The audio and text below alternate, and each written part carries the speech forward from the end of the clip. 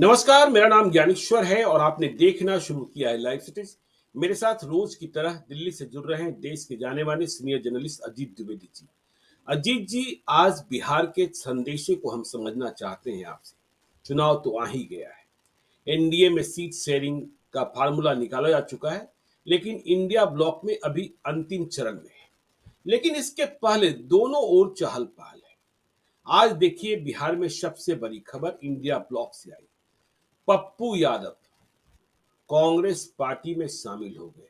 अपनी पार्टी जनाधिकार पार्टी लोकतांत्रिक का विलय कर दिया और दिल्ली में अखिल भारतीय कांग्रेस पार्टी के मुख्यालय में मिलन समारोह विलय समारोह का आयोजन किया गया। कांग्रेस पार्टी ने माना कि पप्पू यादव किसी परिचय के मोहताज नहीं है, कद्दावर नेता है। तो देखिए, आज पप्पू यादव आए। इसके पहले आनंद मोहन और लवली आनंद। पप्पू यादव बनाम आनंद मोहन, इसके किस्से कहानी तो हम जानते ही हैं। तो आनंद मोहन पहले जेडीयू में चले गए, लवली आनंद आरजेडी में थी। तो पप्पू यादव ने आज कांग्रेस में विलय करने के पहले कल रात पटना में लालू यादव से भी मुलाकात की थी, तेजस्वी यादव से भी मुलाकात की थी। मुलाकात कर जब निकले तो उन्होंने लालू यादव को पिता तुल्य बताया और कहा कि एक दूसरे के प्रति स्नेह एक दूसरे में कभी कम ना हुआ। तेजस्वी यादव को छोटा भाई कहा और कहा कि 2024 तो जीतेंगे ही जीतेंगे, 2025 की तो गारंटी है। तो पप्पू यादव, लवली आनंद, आनंद मोहन, पशुपति पारस को भी समझेंगे आज की चर्चा में हम, क्योंकि पशुपति पारस की पार्टी एनडीए से आउट हो गई, लेकिन इंडिया ब्लॉक में भी एंट्री नहीं मिल रही है। कहा जा रहा है पशुपति पारस के लिए चिराग पासवान के खिलाफ जब पशुपति पारस लड़ेंगे तो तेजस्वी यादव शायद कोई उम्मीदवार न दें, लेकिन कोई समझौता नहीं होगा। इसका आशय क्या कि चिराग पासवान का इंतजार आगामी विधानसभा के चुनाव के वक्त भी तेजस्वी यादव करेंगे। फिर देखिए, अशोक महतो, बाहुबली अशोक महतो 17 साल के बाद जेल से छूटा, चुनाव लड़ने का मन बना, लेकिन खुद सजा याफ्ता। और चुनाव किसके खिलाफ? तो ललन सिंह के खिलाफ मुंगेर में। तो स्वयं चुनाव नहीं लड़ सकते थे तो शादी कर ली, चट मंगनी पट विवाह। और शादी हुई कल रात को, कोई लगन नहीं। और आज जाकर लालू यादव से आशीर्वाद प्राप्त कर लिया, अपनी नई नवेली दुल्हनिया को भी आशीर्वाद दिलाया। कहा जा रहा है, कहा गया अशोक महतो की ओर से कि लालू यादव तो भगवान है। फिर इसी वीडियो में आज हम चर्चा करेंगे अली अशरफ फातमी की, जिन्होंने नैतिक मूल्यों की रक्षा हेतु जेडीयू की सदस्यता से त्याग पत्र दे दिया।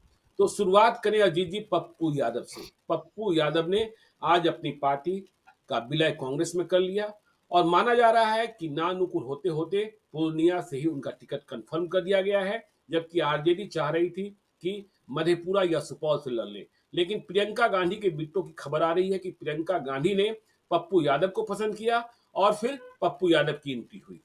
अजीत जी।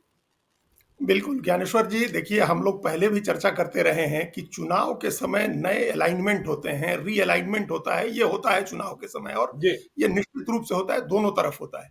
हम्म। ऐसा पहले लग रहा था कि इंडिया ब्लॉक जो है पिछड़ रहा है, सीट बंटवारे में भी, अपने अलायंस में भी, नए चेहरों को आगे करने में भी।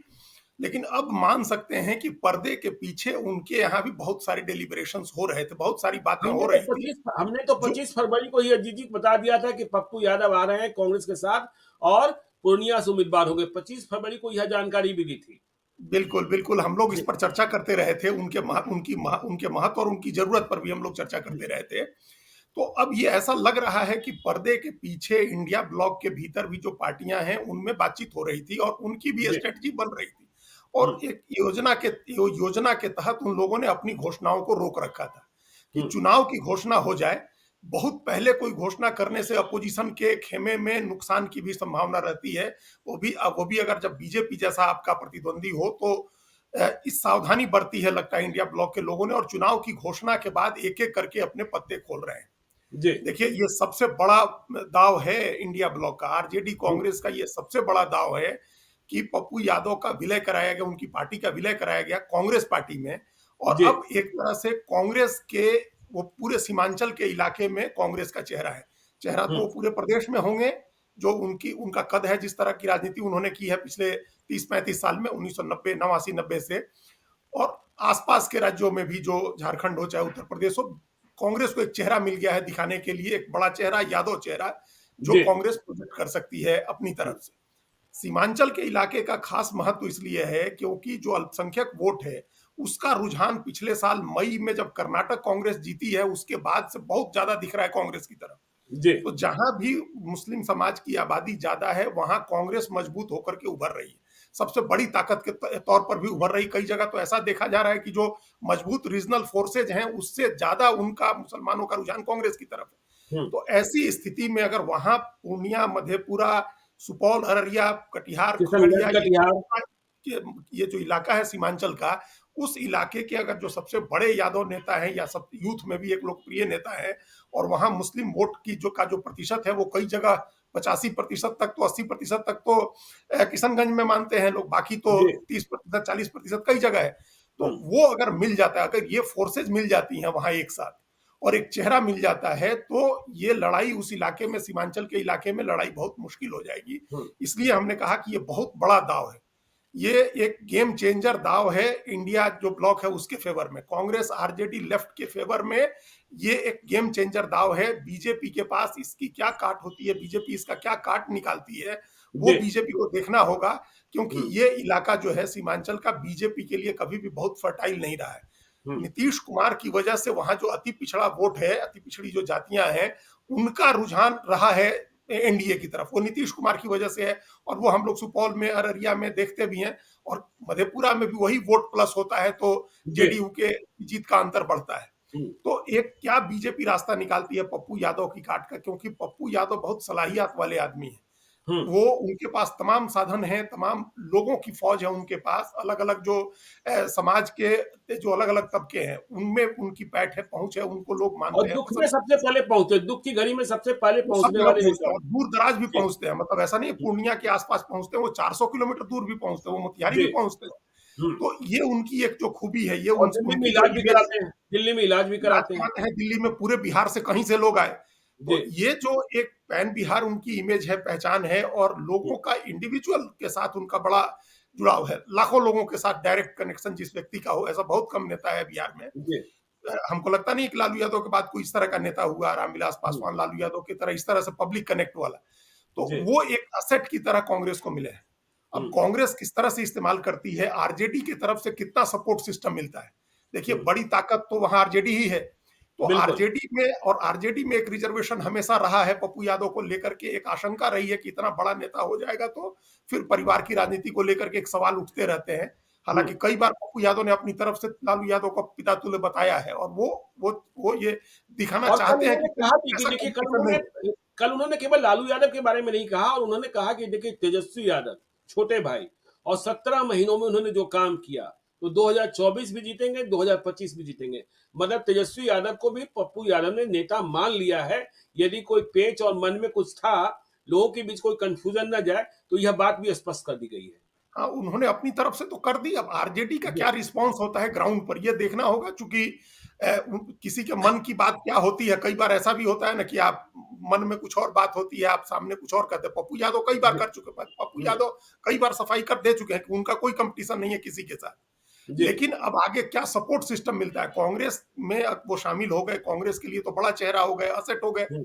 और कम से कम 8-10 सीटें उस इलाके में हैं ऐसी जहां वो असर डालने की स्थिति में है। और उसके अलावा बाहर भी जहां आरजेडी का और कांग्रेस का यादव कैंडिडेट होगा, या दूसरी जातियों में भी वो जाकर के प्रचार करेंगे, उसका असर भी होगा, यूथ को मोबिलाइज कर सकते हैं। और ये संयोग देखिए कि उस कोशी के इलाके में पप्पू यादव और आनंद मोहन की लड़ाई होती रही है। बिल्कुल। पहले टकराव होता था, खूनी टकराव था, एक बाहुबली दोनों थे, वो टकराव अलग था, और बाद में राजनीतिक टकराव भी हुआ। जी। और इस बार ये आरजेडी अलायंस में आते पप्पू यादव, उससे पहले संयोग देखिए कि आनंद मोहन और उनका परिवार उस अलायंस से निकल गया। हम्म। तो अभी फिर वो टकराव की जमीन बन गई है, उस हम्म। कोशी के इलाके में फिर टकराव होगा। जी। चाहे वो जो सहरसा का इलाका जहां से लवली आनंद पिछली बार लड़ी थी, वही इलाका है पप्पू यादव के, ये आनंद मोहन के असर का, और वही इलाका है पप्पू यादव के भी असर का। तो जी। उस इलाके में राजनीतिक टकराव भी होगा दोनों का। हम्म। आनंद मोहन जेडीयू और मतलब एनडीए के लिए करेंगे, और पप्पू यादव इंडिया ब्लॉक के लिए करेंगे, महागठबंधन के लिए करेंगे। तो ये भी एक दिलचस्प टकराव दोनों का देखने को मिलेगा। दोनों की राजनीति भी सब लोग जानते हैं, वो भी होगा। जी। लेकिन अभी कह सकते हैं आज की तारीख में जो इंडिया ब्लॉक पिछड़ता हुआ दिख रहा था, ये लग रहा था कि बीजेपी और जेडीयू की तैयारियों के आगे उसकी तैयारी कमजोर है, उसके पास जी। चेहरे नहीं है, नेता नहीं है। उस हुँ। क्राइसिस को सॉल्व किया है एक बड़ा दाव चल के। ये बहुत बड़ा दाव है, गेम चेंजर दाव है, जिसमें पप्पू यादव बड़ा अंतर ला सकते हैं। उस इलाके में बड़ा अंतर ला जी। सकते हैं। जहां हुँ। सिर्फ एक सीट है, किशनगंज की सीट कांग्रेस को मिली थी, वहां बड़ा अंतर ला सकते हैं। अब अगर कहीं भी कोई मैसेज ऐसा था कि ये लोग लड़ाई में नहीं है या कमजोर पड़ रहे हैं, वो मैसेज खत्म हो गया। अब वहां कांटे की लड़ाई होगी और हर सीट पर लड़ाई होगी। अब ये देखना है कि उसमें कैंडिडेट किस तरह से तय करते हैं लोग, और बिल्कुल। कैंडिडेट चुनने में सुपौल का, मधेपुरा का, पूर्णिया से तो पप्पू यादव लड़ेंगे, लेकिन हुँ। सुपौल में, मधेपुरा में कैंडिडेट किस तरह से सिलेक्शन होता है, और कैंडिडेट सिलेक्शन में पप्पू यादव की कितनी चलती है, पप्पू यादव के हिसाब से कितना कैंडिडेट देते हैं। क्योंकि हुँ। कंफर्ट लेवल उनका होना चाहिए है उसके प्रचार बिल्कुल। के लिए, उसको अपना वोट ट्रांसफर करा सकने के लिए कंफर्ट लेवल होना चाहिए कैंडिडेट से। हुँ। तो वो जैसे अब उनकी पत्नी राज्यसभा चली गई हैं, तो जी। राज्यसभा चली गई है, नहीं तो उनको सुपौल लड़ाया जा सकता था। हालांकि हुँ। दोनों लड़ते हैं तो संसाधन बट जाते हैं, और ये नहीं, नुकसान आज हम ये लोगों देखा ने गया कि वो बेटे को लेकर बेटे को भी शामिल कराया उन्होंने, सार्थक रंजन को। और माना ये जा रहा है, अजीत जी यह भी समझना चाहेंगे, आप दिल्ली में बैठे हैं, कि पप्पू यादव की एंट्री, पप्पू यादव के विलय में सीधे तौर पर प्रियंका गांधी और राहुल गांधी की भूमिका रही। यह खबर भी पटना आ रही है, इसमें कितनी सच्चाई? देखिए, ये बात पूरी तरह से सही है, क्योंकि अब इतनी नजदीकी हो गई है रंजीत रंजन की प्रियंका गांधी और राहुल गांधी के साथ, जी। कि कुछ भी यहाँ वो लोग चाहे तो वो करा सकती थी अपने हिसाब से। वो बात कर रही थी पहले से। लेकिन बिहार की किसी महिला नेता को छत्तीसगढ़ से राज्यसभा में भेजना अपने आप में इस बात का संकेत है कि बहुत घनिष्ठता है, बहुत क्लोजनेस है। ऐसी जी। घनिष्ठता कि राजीव शुक्ला गए राज्यसभा और उनके साथ साथ रंजीत रंजन गई छत्तीसगढ़ से। जी। भेजा गया उनको ले जाकर के, तो सिर्फ इसलिए नहीं भेजा गया कि वो उनका कोई वो महिला है या पप्पू यादव की पत्नी है, इसलिए नहीं। पर्सनल हुँ। संबंध ऐसे बने हैं। और प्रियंका गांधी की एक खास बात यह है, पता नहीं अभी उनकी सफलता का प्रतिशत बहुत अच्छा नहीं है, लेकिन वो अनकन्वेंशनल मूव लेती हैं, जी। जो गैर पारंपरिक होता है। एक होता है कि राजनीति में क्लासिकल मूव्स होते हैं, सब लोग को हुँ। अंदाजा होता है कि इस चाल के बाद दूसरे की क्या चाल होगी। जो जी। क्लासिकल पॉलिटिक्स समझते हैं, ट्रेडिशनल पॉलिटिक्स समझते हैं, उनको अंदाजा होता है एक दूसरे की चाल का। हुँ। नरेंद्र मोदी आकर के इसलिए सफल हुए क्योंकि उनकी सारी चाल अनकन्वेंशनल होती थी। कुछ भी ट्रेडिशनल चाल नहीं चलते हैं, कुछ भी आप प्रेडिक्ट नहीं कर सकते हैं कि वो क्या करने वाले हैं। तो जी। उस तरह की पॉलिटिक्स एक हद तक करती हैं प्रियंका गांधी। उनके सारे हुँ। दाव अनप्रेडिक्टेबल होते हैं और अनकन्वेंशनल होते हैं। वो एक गैर पारंपरिक नजरिए से अपने दाव चलती हैं। ये उनका दाव है। और जी। कांग्रेस के हिसाब से देखिए अब कितना कितना अनकन्वेंशनल दाव है ये। हुँ। कांग्रेस जो है पप्पू यादव, रंजीत रंजन को राज्यसभा भेजे, पप्पू यादव को अपने यहाँ अपनी पार्टी में शामिल कराए, उनको एक बड़ा चेहरा बनाए। ये बहुत अनकन्वेंशनल दाव है। ये ट्रेडिशनल पॉलिटिक्स नहीं है, ये क्लासिकल बिल्कुल। पॉलिटिक्स नहीं है। हुँ। ये बहुत अनकन्वेंशनल दाव है, और इसी तरह से आप चौंकाते हैं।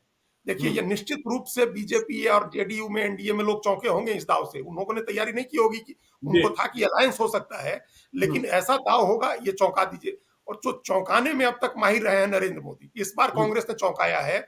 और ये प्रियंका गांधी की राजनीति की एक खास बात है, वो इस तरह से चौंकाती रहती हैं।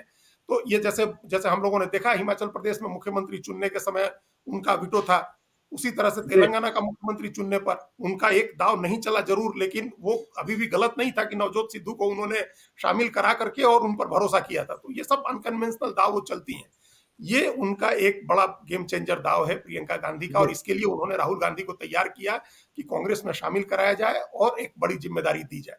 अब अगर पप्पू यादव को कांग्रेस आरजेडी दोनों मिलकर के साधन उपलब्ध कराते हैं, उनको फ्री हैंड देते हैं उस इलाके में, तो वो अकेले 10 सीटों पर लड़ाई को का पलड़ा किधर भी झुकाने में सक्षम हो सकते हैं।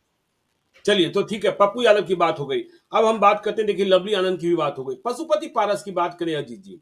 पशुपति पारस एनडीए से आउट हुए, केंद्रीय कैबिनेट से इस्तीफा भी दे दिया, लेकिन इंडिया ब्लॉक ने कोई बहुत उम्मीद नहीं दिखाई कि आप मेरे पास चले ही आइए। खबरें आती रही कि हाँ, तेजस्वी यादव संपर्क में हैं, और पशुपति पारस अपनी ही पार्टी में अकेले भी पड़ गए। तो देखिए, खबरें ये आ रही है कि तेजस्वी यादव बस इस बात के लिए तैयार हैं कि यदि पशुपति पारस हाजीपुर चुनाव लड़ते हैं चिराग पासवान के खिलाफ, तो लोकसभा चुनाव में कोई उम्मीदवार आरजेडी की ओर से नहीं दिया जाएगा, लेकिन कोई समझौता नहीं होगा। क्या हम यह माने, जो कई पॉलिटिकल पंडित मान रहे हैं, कि तेजस्वी यादव को अब भी उम्मीद है कि लोकसभा के बाद बात बिगड़ेगी, चिराग पासवान को सीटें कम मिलेगी जब जेडीयू से चिराग पासवान अधिक सीटों की मांग करेंगे और फिर तेजस्वी यादव चिराग पासवान की प्रतीक्षा करेंगे विधानसभा चुनाव के पहले। इसे किस रूप में आप देखते हैं? देखिए, अब तेजस्वी यादव के मन में हो सकता है कि ये उम्मीद हो अभी भी चिराग पासवान को लेकर के, चूंकि दोनों में संबंध बहुत अच्छे हैं और हम्म, एक हम उम्र के लोग हैं, थोड़ी उम्र ज्यादा है चिराग पासवान की, लेकिन एक उम्र मानिए, हम उम्र मानिए, और जी, दोनों बचपन से एक दूसरे को देख रहे हैं, पारिवारिक संबंध है दोनों का, दोनों के परिवारों में। तो एक उम्मीद होगी, उनके साथ एक कंफर्ट लेवल भी होगा, अपने खुल के बात करते होंगे दोनों लोग आपस में। जी, लेकिन हमको, मेरी समझ जहां तक है, उसमें हमको दूर दूर तक नहीं दिखाई दे रहा है कि चिराग पासवान आरजेडी के साथ आएंगे। हम्म, देखिए, चिराग कभी भी, पासवान आरजेडी के साथ आकर के उप मुख्यमंत्री बनने की राजनीति करें, अगर सरकार आ जाती है तब भी, जी, इससे ज्यादा तो कुछ उम्मीद नहीं कर सकते हैं नहीं, आरजेडी के साथ आकर के। और अगर लोकसभा चुनाव वो जीत जाते हैं, और जैसे कि अभी तमाम चुनाव पूर्व सर्वेक्षण बताते हैं, उस सर्वेक्षण के हिसाब से अगर वो 3-4 सीटें जीतते हैं और केंद्र में बीजेपी की सरकार बनती है, उनको एक अहम मंत्रालय मिलता है, केंद्र सरकार में वो जी, मंत्री बनते हैं, तो क्या ये आसान होगा कि केंद्र सरकार में मंत्री पद छोड़ करके और आप दूसरे अलायंस में जा करके और संघर्ष करिए और विधानसभा का चुनाव लड़िए?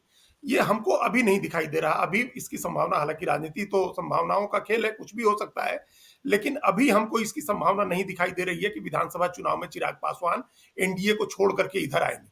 देखिए, जी, उनको 5 सीटें दे दी लोकसभा में, ये भी नहीं हम्म, माना जा रहा था, ये भी लग रहा था कि नहीं देगी, जी, लेकिन 5 सीटें दे दी उनको। तो विधानसभा चुनाव में भी अगर बीजेपी को ये लग रहा है कि बीजेपी को अपनी सरकार बनानी है, देखिए अगली बार बीजेपी चुनाव नहीं लड़ेगी नीतीश कुमार को मुख्यमंत्री बनाने के लिए, ये सबको हम्म, पता है। तो जी, उसमें बीजेपी के गेम में चिराग पासवान फिट बैठते हैं। वो ये देखेंगे कि वो उप मुख्यमंत्री किसके साथ बेटर बन सकते हैं। अगर उप मुख्यमंत्री ही बनना होगा तो बीजेपी भी तो बना सकती है उनको, तो बिल्कुल, वो बीजेपी के साथ भी जा सकते हैं। ज्यादा संभावना अभी उनके बीजेपी के साथ ही रहने की है। जब इतना सब कुछ होने के बावजूद वो आरजेडी के साथ नहीं गए, कभी उन्होंने बात की, लेकिन उसका इस्तेमाल दबाव बनाने के लिए ही किया, तो हमको नहीं लगता है कि वो होगा।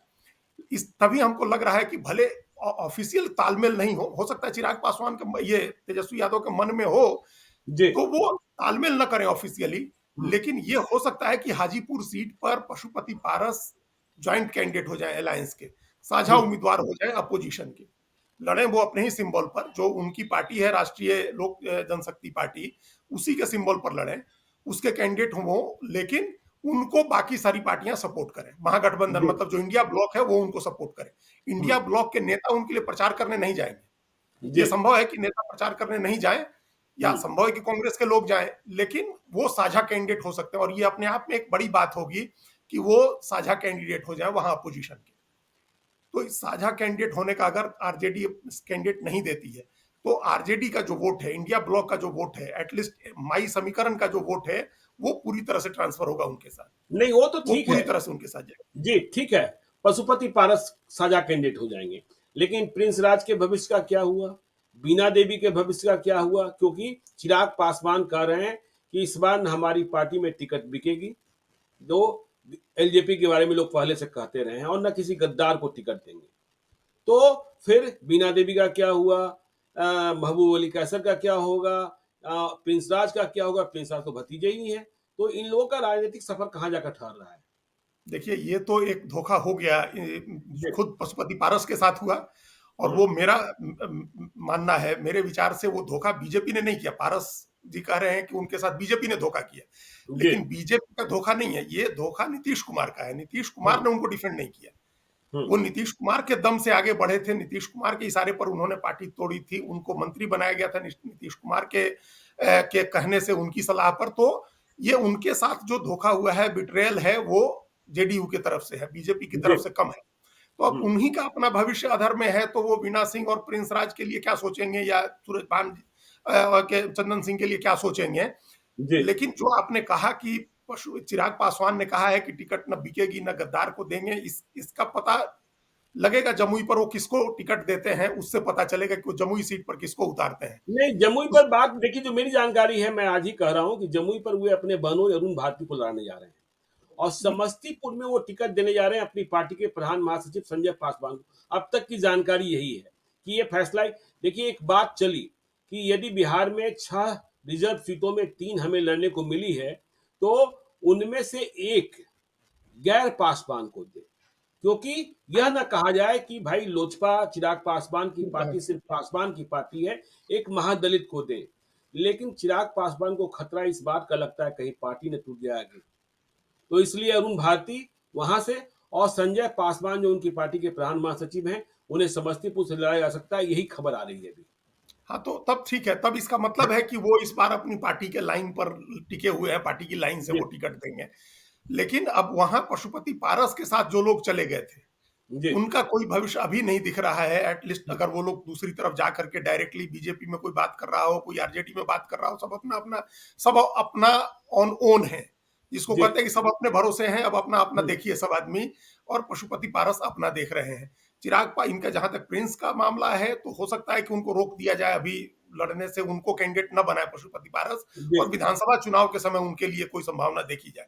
हम्म, या ये भी हो सकता है कि अगर वो भी गांठ बांधे कि हमको हराना है, इनके कैंडिडेट को, चिराग पासवान के कैंडिडेट को, तो हम्म, उतार सकते हैं, वो भी वहां से अपने समस्तीपुर सीट से उतार सकते हैं, ताकि जो भी वोट काटेगा वो तो चिराग पासवान की पार्टी का ही कटेगा। तो बिल्कुल वो देखना है कि वो इस तरह की पॉलिटिक्स करते हैं कि नहीं, कि चिराग पासवान के जो 5 उम्मीदवार लड़ेंगे, उन पांचों के खिलाफ हमारा उम्मीदवार लड़ेगा। ये बात वो जी कहते हैं या नहीं कहते हैं। हम्म, अभी उनका जहां तक है, वो एक अच्छी लड़ाई लड़ेंगे, चूंकि साझा उम्मीदवार होंगे महागठबंधन की तरफ से, इंडिया ब्लॉक की तरफ से, तो वो कड़ी टक्कर देंगे। वहां लड़ाई देखने वाली होगी, दिलचस्प लड़ाई होगी, चाचा भतीजे की लड़ाई होगी, और बहुत दिलचस्प लड़ाई होगी। जी, तो दिलचस्प लड़ाई होगी हाजीपुर में। अब आगे चलते हैं बिहार में शादी चुनाव के लिए, और किसके खिलाफ चुनाव लड़ने के लिए? ललन सिंह के खिलाफ। हम लोग पहले से कहते रहे हैं कि ललन सिंह के खिलाफ चुनाव लड़ने वाला खोजना मुश्किल था, तो अब खोजा गया। लेकिन खोजा किसे गया? बाहुबल के धनी अशोक महतो को, जिसे कई लोग कहते हैं कि बहुजनों का मसीहा है। लेकिन वह खूनी दौर अशोक महतो बनाम अखिलेश सरदार, अखिलेश सिंह, दोनों एक ही तराजू के हैं, और दोनों का इतिहास वैसा ही स्याह है। तो अब अशोक महतो की तलाश पूरी की गई ललन सिंह से लड़ने के लिए। अशोक महतो खुद चुनाव नहीं लड़ सकते थे, सजा याफ्ता हैं, नवादा जेल ब्रेक, राजू सिंह की हत्या, तमाम मामले में सुर्खियों में। और राजू सिंह की हत्या में नाम आया था, बाद में क्विटल हो गया था। लेकिन शादी कर ली गई, क्योंकि लालू यादव ने कहा था कि शादी करो, पत्नी लाओ, फिर टिकट देते हैं। तो बिना लगन के शादी हो गई। लड़की पढ़ी लिखी ढूंढी गई, 60 वर्ष की अशोक महतो, और लड़की की उम्र 30 वर्ष से कम।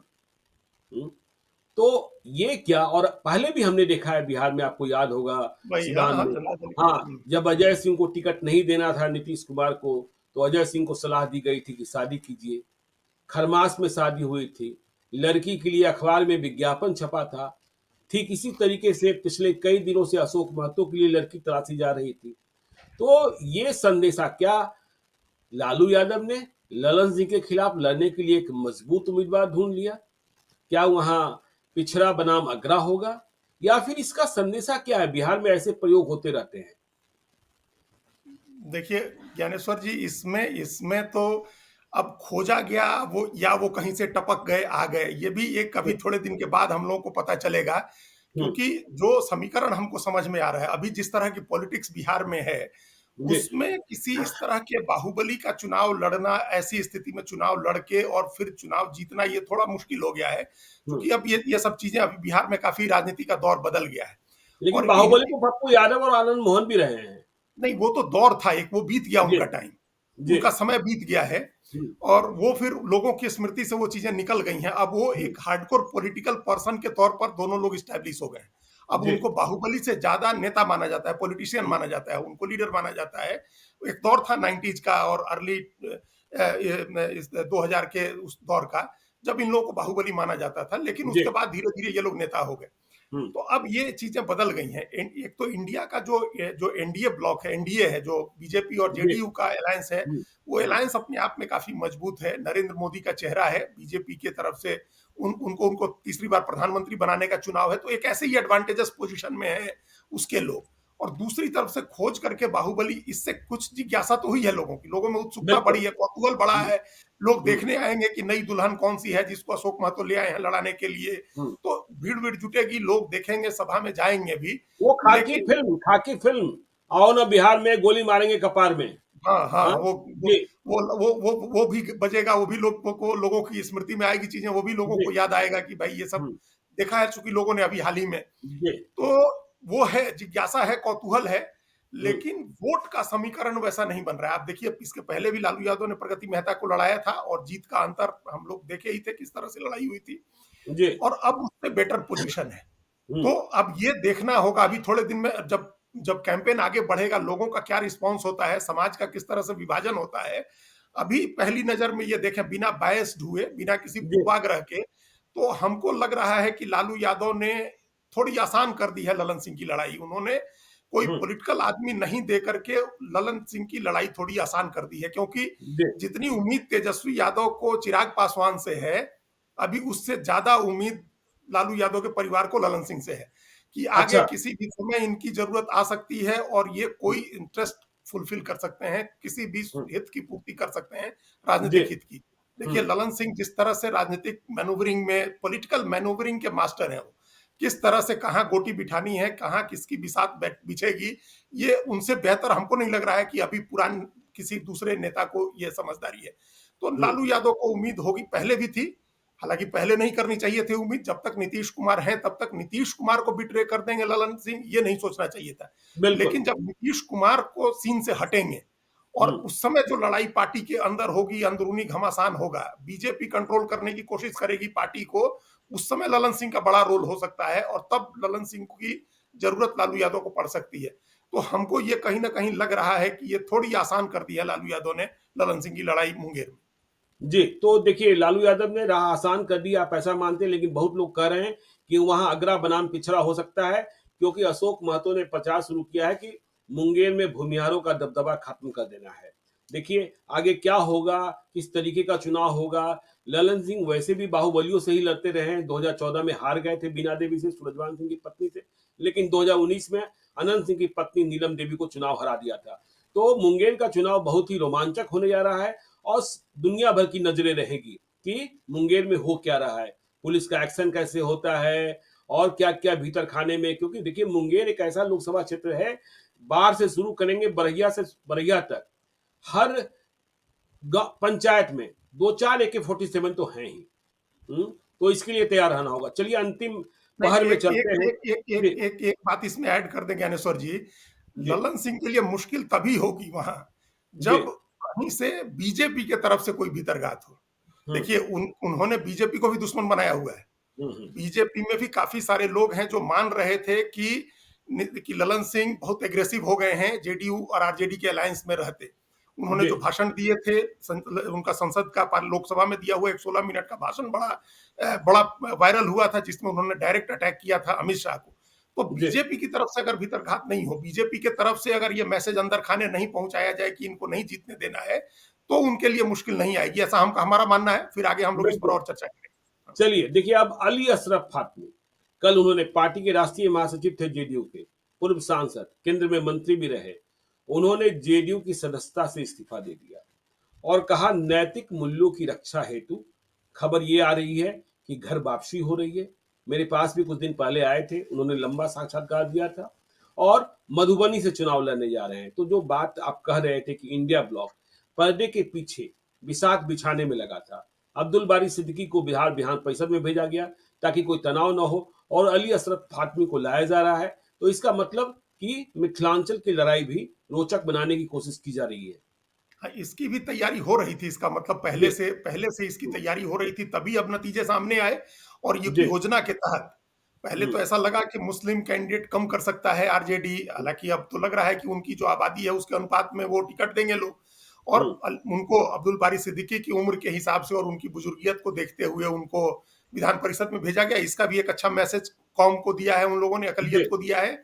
और हम्म, अली अशरफ फातमी मजबूत नेता माने जाते हैं, जमीनी कनेक्ट वाले नेता हैं।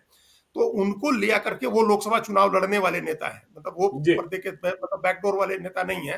तो हम्म, उनको लड़ा करके आरजेडी जो है उस पूरे इलाके में, मिथिलांचल के इलाके में, जिसमें अभी हम लोगों ने सीमांचल की बात की, उसी तरह से मिथिलांचल के इलाके में अपना यादव मुसलमान का जो समीकरण है उसको जी। मजबूत कर रही है। और हम्म, कांग्रेस कहीं ना कहीं उसमें, कांग्रेस का रोल इतना होगा कि मिथिलांचल में कुछ ब्राह्मण वोट वो ऐड कराए इसमें। इस एमओआई समीकरण में कुछ ब्राह्मण वोट ऐड कराए, कुछ फॉरवर्ड वोट कांग्रेस ऐड कराए, अगर करा सकती है तो। हाँ, लेकिन मदन अपने मोहन आप झा में है ना, मदन मोहन बिल्कुल झा पूर्व हैं, प्रदेश। जी, मोहन झा हैं, तो वो ऐड करा स और बगल में ये इन लोग सीतामढ़ी में चुनाव लड़ा भी रहे हैं, देवेश चंद्र दिनेश चंद्र ठाकुर को ठाकुर लगा को। अभी, जी, और अभी संजय झा को राज्यसभा भेजा है। तो जी। वो एक एक अलायंस एक ऐसा इसमें इन लोगों का अलग है, नहीं, दोनों तरफ संजय झा तो वो गए एनडीए लाइन, संजय झा हाँ, तो एनडीए लाइन। वो खींचतान की बात वही कह रहे थे ना जी, कि खींचतान दोनों तरफ फॉरवर्ड वोट को लेकर के एक है। हम लोग मान के चल जी, सकते हैं कि फॉरवर्ड वोट का ज्यादा रुझान उसी तरफ होगा, क्योंकि बिल्कुल। देवेश चंद्र ठाकुर लड़ रहे हैं जेडीयू से और संजय झा को भेजा राज्यसभा में, तो उस वोट पर क्लेम उन लोगों का है। जी, लेकिन कांग्रेस पुराना घर रहा है ब्राह्मणों का, खासतौर बिल्कुल, से मैथिल ब्राह्मण जो है उनका पुराना घर रहा है कांग्रेस।